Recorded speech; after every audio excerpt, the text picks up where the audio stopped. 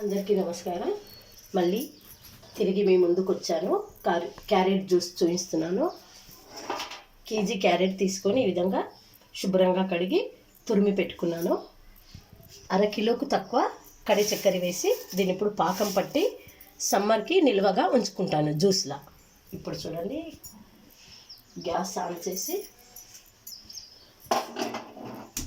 దీన్ని ఇప్పుడు కడి చక్కెరని కొద్దిగా నీళ్ళు పోసి ఇది చూడండి,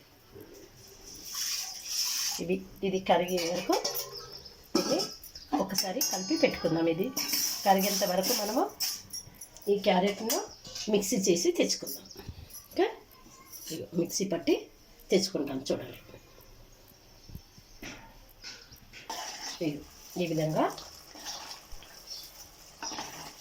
పాకం వచ్చే విధంగా కలుపుకుంటున్నాను. ఇప్పుడు మిక్సీ పట్టిన క్యారెట్ను ఇందులోకి వేసుకుంటున్నాను. చూడండి, క్యారెట్ తురుమును ఇందులోకి వేసేస్తున్నాను.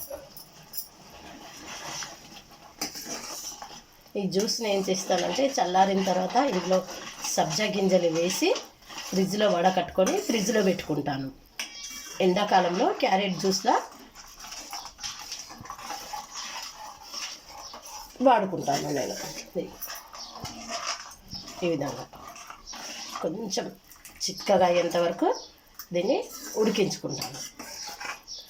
ఉడికించుకొని ఒక్క నిమిషం మీకు చూపిస్తున్నాను.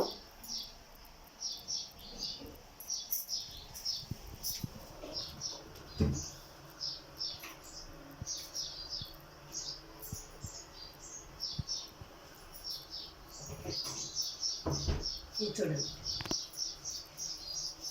ఈ ఐస్ ట్యూబ్లో వేసి పెట్టుకోండి మీకు నచ్చితే. నేను మాత్రం చల్లారిన తర్వాత ఒక గాజు పాత్రలో వేసి పెట్టుకుంటున్నాను.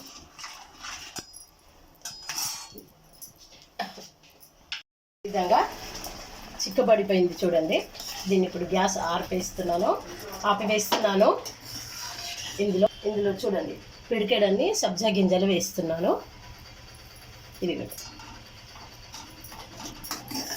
ఇప్పుడు నేను ఇలాంటి గాజు పాత్రలో నింపి పెట్టుకుంటున్నాను.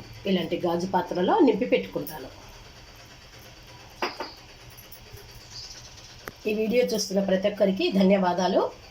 లైక్ చేయండి, షేర్ చేయండి, సబ్స్క్రైబ్ చేయండి, బెల్ బటన్ గట్టిగా నొక్కండి ప్లీజ్. ఇంకొకటి చూడండి, చెట్ల గురించి ఒక టిప్స్ చూపిస్తున్నాను.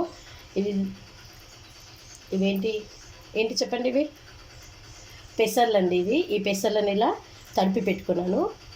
ఒకరోజు 24 గంటలు తడిపి పెట్టుకొని దీన్ని లిక్విడ్ రూపంలో చెట్లకి ఇస్తాను. ఇలా ఇవ్వడం వల్ల ఏమవుతుందంటే చెట్లకు పూలు బాగా పూస్తాయి, పండ్లు, ఆకుకూరలు ఆకుపచ్చగా మంచిగా ఉంటాయి.